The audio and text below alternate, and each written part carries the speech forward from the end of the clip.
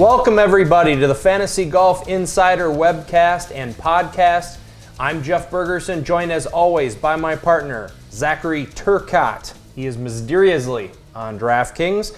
We're with FantasyGolfInsider.com, where you should go on and sign up for our premium package. We have PGA tools, articles, European tools and articles, everything that you need to be successful playing DFS golf.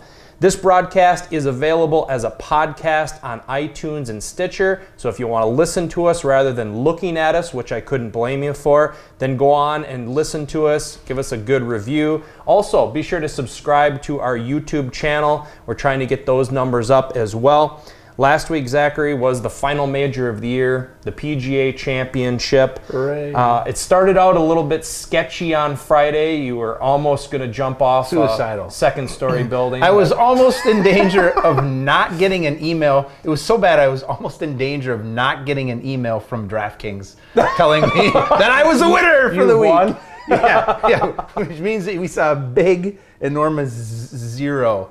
Which was stomach churning. I mean, right.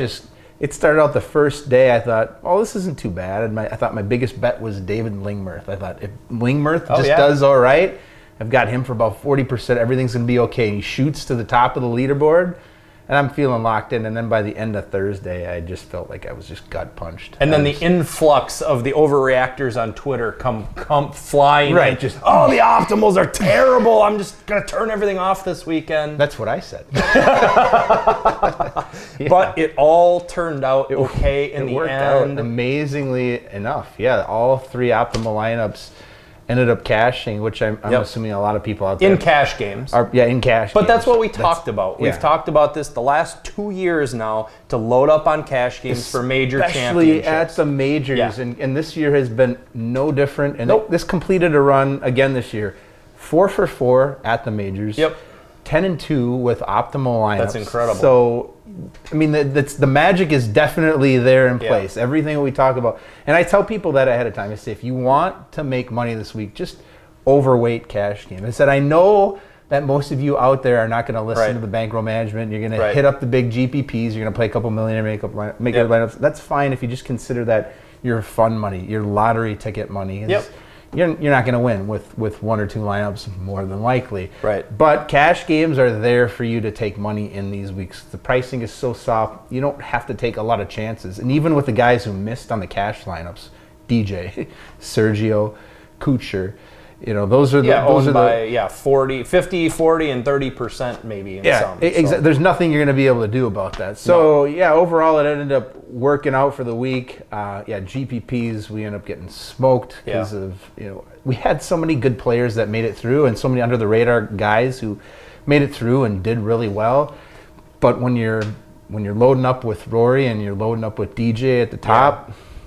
There's just not much you can do. Actually, I cashed in quite a few GPPs, although I did have a couple grenades like Kuchar I owned on a lot of my GPPs, so he took them down. But, I had like Hatton, I had Day on teams, I had Reed on a lot of teams, so all of those were in my hardcore core. A lot of good performances from guys. Hideki. Hideki was a contrarian play that I went with, and it paid off. He's only owned by...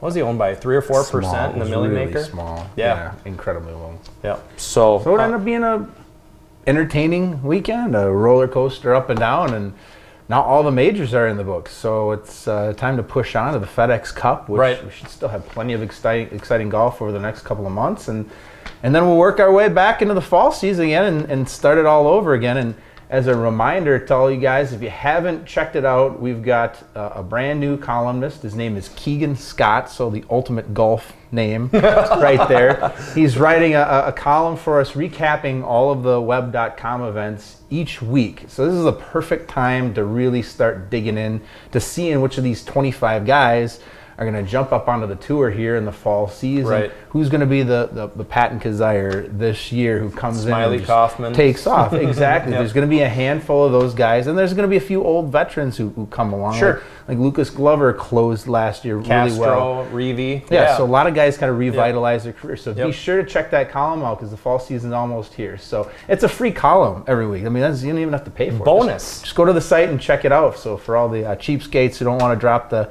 the $13 a month on the subscription price, come on in. We've got free content there, and we've also got free content with the first tee that Jason Ruslan writes as well. And a lot of people like that. If you haven't seen that yet, I actually had somebody on Twitter today saying, "What would you guys think of a column that was out there that talked up about how the high-level DFS performers are doing?" That's a phenomenal idea. We should do it 4 weeks ago. Jason jumped in there and immediately said, "This is what I'm doing every week." So if you haven't seen that, it's going to profile a lot of the bigger names, what Sahil's doing, what Jet Blacks is doing, what CS Rams is doing every week. And it's going to give you some great ideas in terms of what GPP strategies a lot of these guys are doing, because it's very different from player to player. You see some guys like Sahil, he may only own 20 guys a week, and then he may have other guys on the high end, they may own 60 players in a week. So it's really going to show you, it's a lot like watching poker. You see the results, but when you actually watch the guys play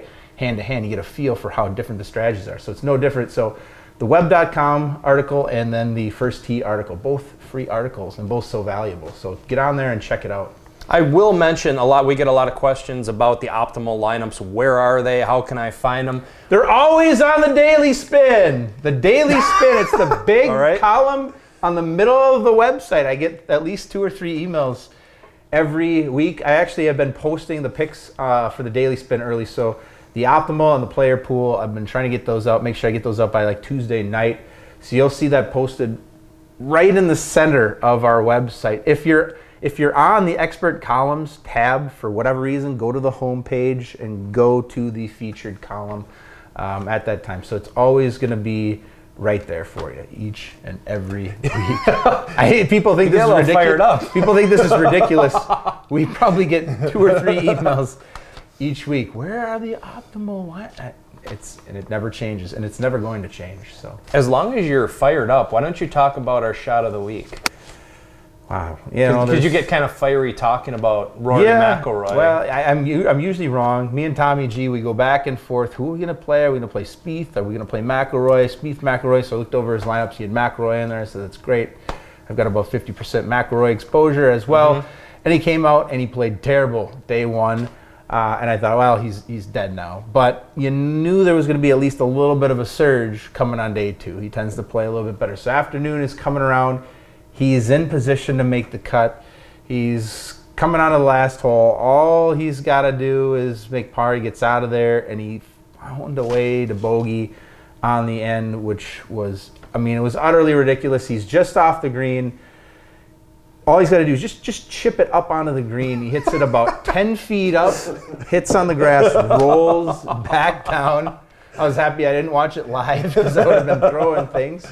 But he couldn't get up and down after that. He ended up bogeying one of the easier holes on the course.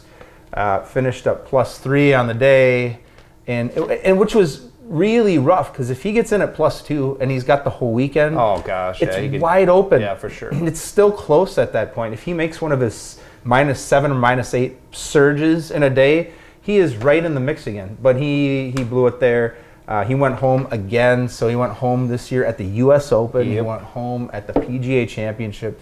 That's not good. So, he's had a pretty good year, but if you're judging the book by how well a guy does at majors, I think you have to say this has been kind of a disappointing season. Yeah, all around his game isn't great, but his putting is, he's got to reevaluate something. Yeah, and that's what he said. He said he's got to go back, he's got to fix some things. And of course, Dustin Johnson, you sucked too, so we're going to do this shot also to you for 9 over. At least you were never even a threat. You were just dead right out of the tee box. You never really gave a shit at all the second day. You kicked it in completely, so we knew you were done right away. Typical DJ. Yeah, if he gets out of gutty performance. Real gutty performance. Way to end the major season strong. Cheers. Yeah, I knew once he got behind, there was no coming back for that guy. Wow, that was, there was no point. There was no point where he even was close to making a run. No, he wasn't. No. So that was discouraging, and that basically ruined all of my equity in the Millie Maker. Yeah. Oh, speaking of the Millie Maker, though, the guy who won every damn thing this week on DraftKings. So I looked up, it was his time to win. What was his time to win? He had 38 teams in the Millie Maker. He owned 68 different guys. So just throw out everybody. throw some darts. He had Jimmy Walker, but he only owned 15% of Jimmy Walker. So that means he was on 5 teams. And he hit the absolute nuts. I think he won like a handful of World Championship tickets in addition to the Millie Maker. I think he took 5th in the birdie. It was his time. Like Jimmy Walker, it was his time, I guess. Yeah. Not an optimum strategy, in my opinion, to just spread it out all over the world, but oh well, worked for him. Should we cheer for him? Or no. Who? That guy? Do we give him a clap? I don't know. He's a millionaire. It's more than us, but yeah, I don't want to give him a clap. But we actually, one of our members the other week, Amateur Hour, who I actually beat in a wacky wager a few weeks back. Yeah. So I beat him, and I won the Pebble Beach U.S. Open pullover. Yeah. And he's a pretty funny guy. If you follow him on there, he gets just about as revved up and as excitable as we do. And nice. He hates Henrik Stenson with just a burning passion. Oh, I like Amateur Hour because I hate Henrik as well. Just threw him away, never wanted him again, and then he won 2 tournaments, and then he was in the running this past weekend. But Amateur Hour this past weekend, he's just as cynical and angry as we are for the most part. That's pretty tough to do. He threw in, and I was down here, and he suddenly sent me a little message over Twitter, and he showed me his ticket. He put in a little over $500 into MLB last week. So he played in $300, he played in like $100, he played in the one to get a ticket. Does he not normally play MLB? Or? Doesn't play a lot, so he just played a handful of lineups. Why not give that a try? Why not? So the one $300 ticket that he threw in wins the whole thing. He ends up winning across the board, pulls down $179,000. Oh, sweet mother of pearl. For the night on about a little over $550 buy-in. So, wow. Now he didn't do so well with that Millionaire Maker ticket. Or not with a Millionaire, it was the Thunderdome ticket that he won. But, that's okay. All in all, he still got $173,000 and change to show for it. Congrats, man. That's awesome. So that was pretty awesome. I was pretty excited for him. And he even talked to me before he closed it off. I said, well, you talk to the cooler. You're never going to win. Yeah. And then the one guy he had left playing hits a bomb to put him over the top. And now, not only am I not the cooler, but I'm the guy he's going to talk to every time. Sweet. He's in a sweat. So congratulations on that. That was pretty fun to watch. On another positive, you did mention Wacky Wager. Yes. That was a positive again. We're just building up the collection of clubs. Moved the record up to 19 and 11 this season. It was a tricky one this weekend that we had 4 of the 6 same players. So for me, the 2 different guys that I had Zach Johnson and Andy Sullivan, and he had Snedeker and Stricker. So it was basically a 2-on-2 contest, and my guys ended up pulling away on the final day to deliver me the victory. So I won a real nice ping putter. So sweet. So I got a 3-wood coming here this week. I got the putter coming here this week. So we're looking now for a wedge. And then we'll start working our way through the irons. Use some irons unless you can drive the green every hole. Well, you've seen my game. So obviously, that's not a problem. So we'll be looking for a wedge and for some irons now, I guess. I just keep working my way up. Like a set of irons? Because you need matching. You can't just mix and match irons. But you kind of do that with drivers. You can get away with it, but... For my game, I can do pretty much whatever I want, and it ain't gonna mean a goddamn thing. So I won Wacky Wagers, so that was fun. That's I just used the optimal lineup on that one and ended up doing pretty well. I know both lineups were only 4 of 6, but like we said, 4 of 6 was still good if you had a couple of strong finishers in there. So another good week for the Wacky Wagers. We'll keep it going for the rest of the season. Hopefully we can keep finding some fun prizes that people put up. Put your bids out there for this week. Yeah. And the Travelers Championship, which we'll get to right now, taking place at TPC River Highlands in Cromwell, Connecticut. You'd think the field would just be a barren wasteland after the major. There's some decent players. I think there's 12 of the top 30 players in the world there this week. So it's adequate. It's not a Barbasol or something crazy like that. No, but it's that drop off from that top tier to all of a sudden, where are all my middle guys? I mean, they got a couple this week, but... Yep. 6,800 yards, so we got a shorter course, par 70. Key stats, strokes gained, tee to green, strokes gained putting, birdies are better, par 4 scoring. You said a yardage. Approaches between 150 and 175. Yeah. That's from the fancy golf metrics guys. Okay. Yeah. All right. Should we break down this field that you don't like very much? Yeah, we should. As far as strategy is concerned, this is a good week to just kind of pull back. To load up. You're going heavy this week, huh? No, I think you pull back a little bit. There's not going to be as many big contests this week. They'll still fill up, but for the most part, it's going to be your regular players again who are back and in full mode of just playing all of the 50-50s, playing the big contests and that thing. So whenever I look at it and I have to. And I kind of make a face when I put together cash games like, I guess that's okay. Yeah, I can live with that. Right. I mean, that's my face for making cash games. Then that's when I know that, don't go quite as heavy. Put in your regular cash game lineups and then a couple of GPPs and then just enjoy the event. Because the next couple weeks, this week and next week, when we get to the John Deere, that's when things are going to be even more. I love the John Deere. That's a good one. Will you watch more John Deere or Olympic golf? John Deere. Yeah, that's the power of DFS golf. No question. Yeah, right. Absolutely. There's no question. It's crazy. I wouldn't even think of watching the Olympics this year. I hate the Olympics. I wish the Olympics were over already. I hate them. I know you hate them too. Wow. But you're also not an Olympic lover no, I don't either. Like it. It floods the TV for all of a sudden every 4 years we're supposed to get our flags out and be all patriotic and give a fuck about like swimming and running. Well, they only show like 3 or 4 sports. They don't show the ones we like. I want to see wrestling. I want to see taekwondo. I want to see boxing. Yeah, I want to see those. The handful event. It's almost all track and field. You get the gymnastics. Oh, a ton of gymnastics. Yeah. And I guess if you really get a kick out of seeing 16-year-old girls running around in tights, maybe that's your thing. Jeez. But you know what? I just don't get that excited about it. And then you find out a few years later, all these fuckers were cheating anyway.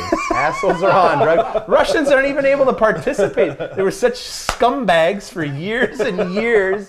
The IOC had to find a way to just like try to ban the whole country outright. So the sports, the whole thing is just a travesty to sports, and it's this phony patriotism that people are supposed to feel, and it's very commercialized now. Oh yeah. So, yep. All in all, go John Deere Classic. Yeah, absolutely. Yeah. I'll be cheering for Zach Johnson down there to kick some ass in a couple of weeks, and hopefully it won't be interrupted by any Olympic coverage. I'm going to feed you 4 Red Bulls prior to every telecast. Is that what I need? I have my energy today. I slept last night. Now that the majors are over, I'll actually get a couple hours of sleep each night again, so I'm kind of fired up about that. So last week I asked you, Dustin Johnson, yay or nay? And you said... Nay. Wait. Fuck. Oops. So I'm going to ask you this week, Bubba Watson, yay or nay? Can I do a Jerome Bettis right here? Yay, nay? No. I'm going to be out on Bubba this week. Okay. I can't pick him. I think he's going to be really heavily owned. Yep. I'm anticipating close to 30%. And yes, he's won here a couple times, and he won here last year. There's a couple big differences in Bubba's game. Last year, he really elevated his game. His short game around the greens and his putting, were really good. It was a lot like what DJ has done this year in terms of his putting, to just have a big leap in terms of his game and his overall improvement. This year, he's regressed. His game around the green is not that good. His putting is below average. He's had moments at some of these recent majors where it looked like, oh, I wish I would have had him. Looks like he's going to be a steal, and then he just melts away. Right. Especially on the more challenging courses, U.S. Open, the Open, PGA Championship, just a dog at all of them. And he really hasn't done much this entire season. I mean, since probably Northern he Trust. won Northern Trust. I think he did pretty well at WGC Cadillac. I think he was competitive there near the end. Yep. Other than that, we just haven't seen anything at all that's been that impressive about him. And I think when you look at that, combine that with the ownership levels this week, it's just a good reason to fade him.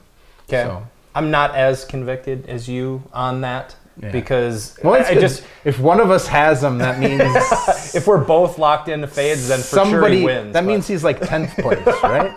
I just think once Bubba gets into friendly surroundings with a course that he likes, and preferably an easy course, which this is, gets some good weather. Weather's good. Weather looks good this week. In a lousy field, that's Bubba's sweet spot. So I don't know that I'm going to be fading him completely this week. But yeah, I can definitely see that strategy going on in the GPPs. So dropping down a little bit, who do you like? I kind of like Patrick Reed at 10,900. He's been playing really well, although he scares me. Is he going to be a little bit disinterested after the PGA Championship? That kind of scares me with a lot of these guys. And that's what happened with Brandon Grace last year, is he came off of a fantastic finish at the U.S. Open. Yep. Traveled across the country next week and completely laid an egg pretty much all over my head. So he was awful. Him and Russell Knox. Yeah, Russell Knox withdrew. So that was a lot of fun. Hudson Swafford did his thing and missed the cut for me. So there were a lot of guys that absolutely fell to pieces. And he was one. And I think this week will be a little bit different. For one, there's really no travel. I mean, they're already East Coast. I don't even know if he had to fly there. He probably drove down to the course. So not a real big distance as far as that has to cover. So I think he'll come in pretty well rested. I think having missed the cut last year, that'll probably bother him a little bit. He doesn't want to look like an idiot here 2 years in a row, and he's played pretty well at these types of courses. These par 70 courses right around 7,000 yards, 70, so it's below 7,000 this week. I think that'll actually work out really well. I think he will kind of make up for missing the cut last year. I see this as being a place where he rebounds. I think it'll be a top 10 finish for Brandon Grace. So he'll be where I start a lot of my GPP lineups. All right. Dropping down a little bit, anyone you like in the 9K range at all? Oh, boy, in the 9K, there weren't really too many guys that I was focused on. I looked at some of the guys that were up there as far as like Louis Oosthuizen, but I don't really like Louis in weaker fields. I don't either. I'd rather play Louis at an event where it's just stacked. The course is really tough.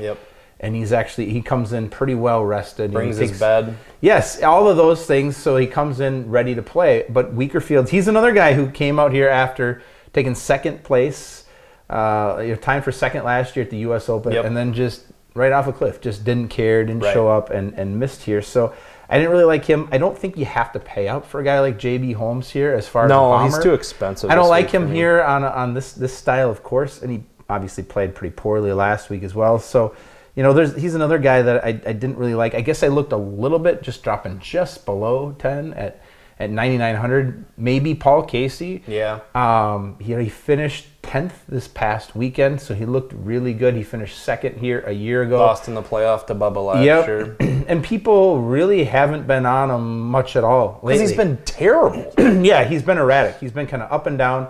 And so I think at 9,900, it's one of those contrarian plays where you could pay up a little bit. His form is just decent enough to potentially take one or two shots there on that. But yeah, there wasn't a ton in the 9,000 range that are really all that excited about. No, I would assume just go down in the 8K range. There's a couple of guys who I do like. I did mention Russell Knox, who withdrew last year. So I think people are going to see that. They might stay away from him, but I really like him at 8,600. I like Brendan Steele at 8,500. I think that's a decent value play. He's missed a couple of cuts, but they were at really tough courses which didn't really fit his game all that well. Although he played well at the U.S. Open, which I wouldn't have guessed.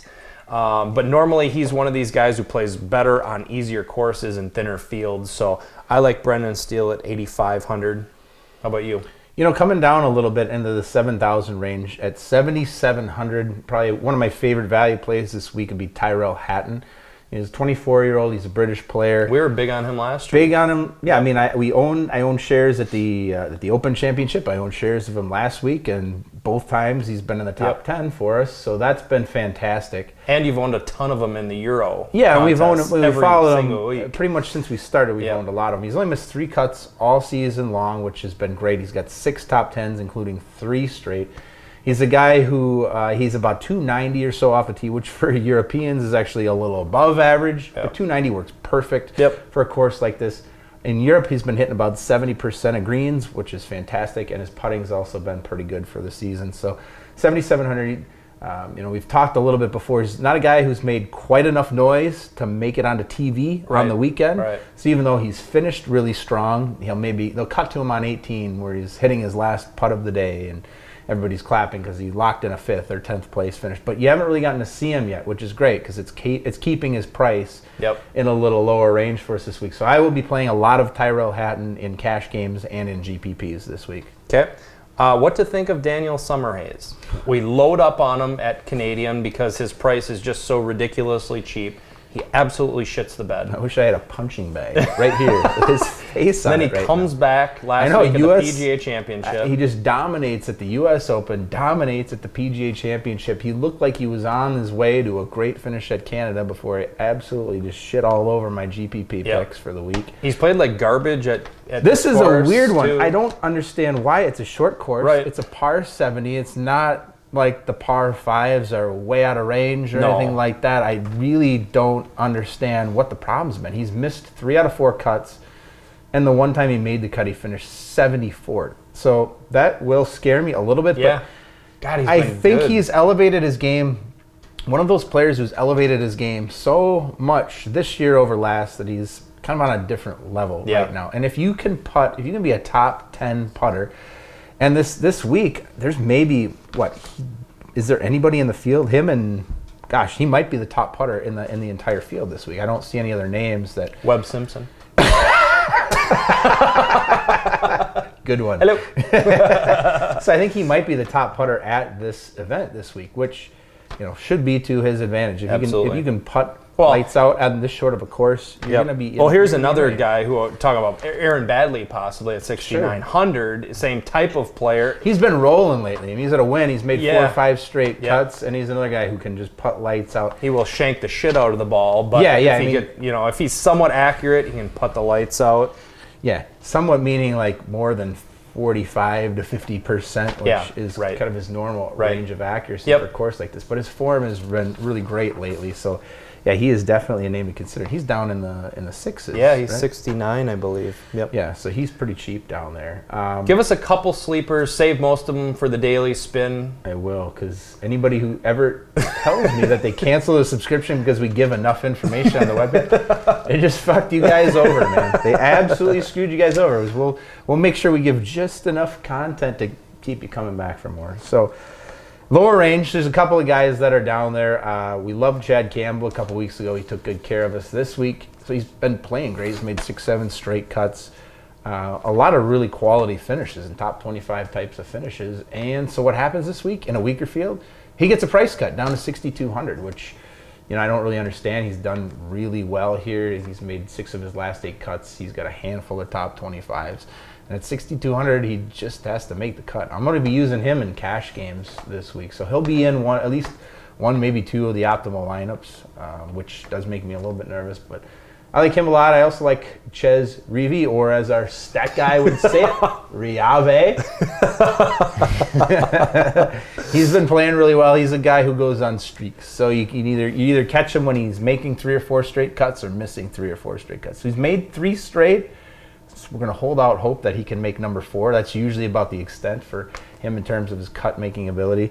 But statistically, he actually lines up really well on a couple of those key stats. So tee to green is actually 24th this season, and that approach range, that key approach range from 150 to 175, he's 22nd, and he's actually 18th in par 4 scoring. So maybe that explains a little bit of the reason why he's had 4 straight cuts here, and he's made a couple of top 25s. And again, 6,200 in this week of a field. We've been seeing Ches anywhere between 7,000, 7,300. So to come down to 6,200, I haven't seen the odds checker versus price, but I'm assuming that both Campbell and Reavie are getting a pretty good price break. Yep, absolutely. You gonna save the rest for daily spin? I am. All right. Well, I would like to first of all apologize if you're listening to this as a podcast in your car with your kids. Zach dropped more Effenheimers than any of our webcasts all combined. So. But it was fun. We need to keep listeners. We need to keep viewers here. Oh, that's the way to do it. The majors are over now. We need excitable Zach for the rest of the year, and that's the only way we're gonna keep having 1,000 viewers every week on YouTube. Sorry, kids. Yeah, I'm not. That's gonna do it for us. Email us with any questions at info@fantasygolfinsider.com. If you need to know where the optimal lineups are, email Eric at whatever his email address is. Thank you. Thank you. I don't even know what to do with you. All right. Twitter @fantasygolfers. We added Jason on Periscope each week. So Tuesday nights now, 9 o'clock Central Time, 10 o'clock Eastern. Jason, DFS Expert 23, will be hosting Periscope. There you go. So we've got 2 nights of Periscope. So we've got Tuesday and Wednesday nights. He liked it so much. We've been trying to find ways. He wants to start getting out there and being seen a little bit. So we actually had probably, at a peak 50, 60 viewers with him last week. So nice. It was a lot of fun. It went really well. He liked it. And so he said he's going to step up and do it every week. So you've got now Periscope on Tuesday and on Wednesday. Beautiful. Good luck this week at the Travelers Championship, and we'll talk to you next week. Good luck.